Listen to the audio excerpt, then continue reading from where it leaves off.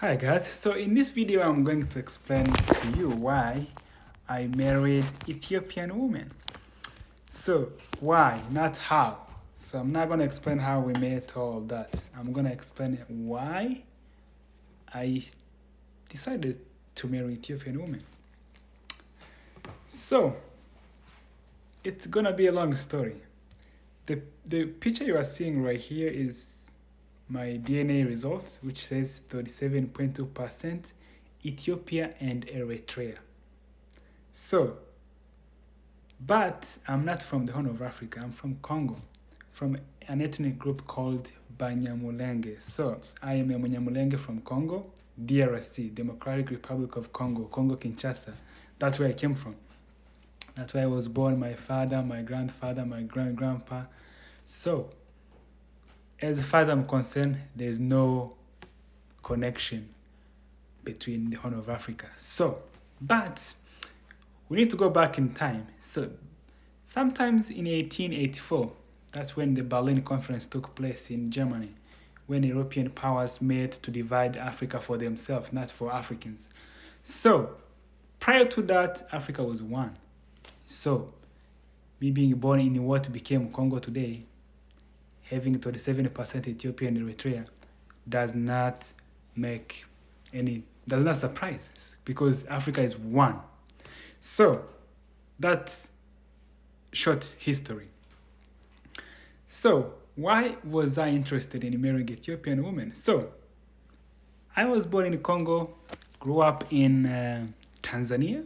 So when I was in Tanzania, I was in 5th grade.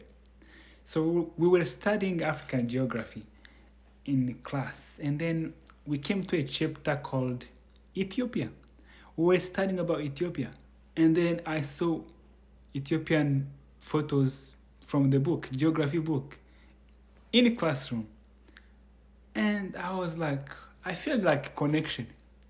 You know, there's a connection between me, my ancestors back in days. So there's like, boom, connection right there from the book, textbook, in classroom in Tanzania. So I was like, holy makumole, I have to find out these people. I have to know who those people are. You know? So there's that blood connection, as you can see, 37%.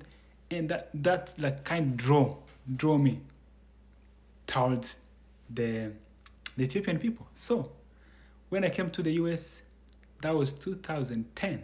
So I had a chance to access internet for the first time. I went on YouTube. The first thing I searched till today on YouTube, I remember, it's Ethiopian music. And then Menelamosh Dibo came, and then I started listening. And then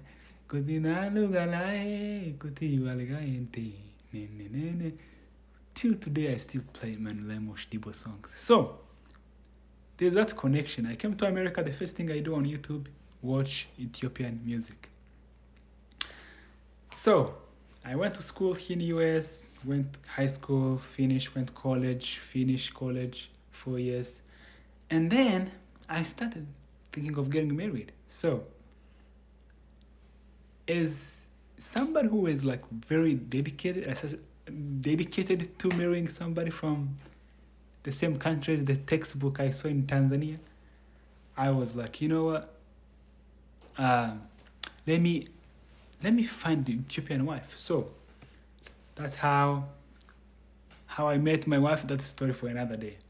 But I did went to Ethiopia. I married a girl who is from northern Ethiopia. So if 37.2% says Ethiopia and Eritrea, automatically we are thinking about northern Ethiopia. So, and I had people who tell me like, oh my gosh, you look like northern highlanders, like your physical features, they can see like some connection. I don't know. Is this how Amara look like? So, anyway, I married somebody from northern Ethiopia. So, which means there's like, how crazy this can be to connect this like lost history. Anyway, so that is why I married Ethiopian woman. So there was always connection always something drawing me, because if we go back to the history, the whole area was one thing. At some point, the whole Africa was called Ethiopia, which means the land of black. So, no surprise. So, at some point, we were all one thing. All the borders, they are just modern things, you know. So, but today you hear people say like, "Oh, you are not like us. You're not like." I'm like, bunch of nonsense, you know. I'm a follower of Julius Malema philosophy. So, or from South Africa. So that is what happened. We are one thing, one Africa. So if I go to Ethiopia, I've been in Ethiopia like 3 times, and every time I'm in Ethiopia, nobody will ever guess where I came from. So they always talk to me Amarinya. In that na holo salam, salam no. So they will never guess. Sometimes when I tell them I'm not Ethiopian, they think I'm just playing a game. They have hard time believing me when I say I'm not Ethiopian. And when I go there, trust me, inside here, I feel at home. Like when I go outside, I look at people outside, I relax. I feel at home within. I'm not talking about anything. I'm talking about like spiritually, things that cannot be explained. So I feel at home. So, which means like same connection. And by the way, this 37 is just from northern Ethiopia. There is total I have 56% from this region. There's also some percentage from Somali. There is percentage from northern Sudan. So, total I have 56% from this region, which is more than half of myself. And I also have a bunch of Kenyan percentages too, because which explain if my ancestors were traveling throughout the land, so makes sense that I have my relatives all those countries, like coming from, tracing from starting from Egypt. So that's a story for another day. So basically, my paternal lineage is the same paternal lineage as Pharaoh Ramses II, which is Egyptian king, Ramses II.